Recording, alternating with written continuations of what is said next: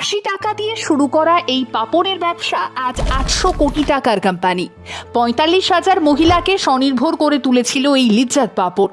১৯৫৯ সালে গুজরাতের ৭ জন মহিলা মিলে শুরু করেন পাপড়ের ব্যবসা, কিন্তু এই ব্যবসায় ছিল না কোনো কর্মচারী। হ্যাঁ, সত্যি ৪৫,০০০ মহিলারা যারা বানাতেন এই পাপড়, তাদের সকলকেই এই ব্যবসার অংশ বলেই মানা হতো।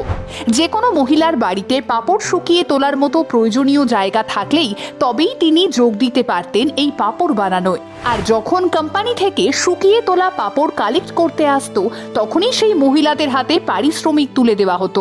যখন মহিলাদের বাড়ির বাইরে বেরিয়ে কাজ করতে দেওয়া হতো না, বাড়ির ভেতরেও সম্মান দেওয়া হতো না, ঠিক সেই সময় লিজ্জাত পাপড় মহিলাদের স্বনির্ভর করে তুলতে এগিয়ে এসেছিল। এই ভিডিও আমাদের শেখায় আসলে একা নয়, একসাথে মিলেই সাম্রাজ্য তৈরি হয়।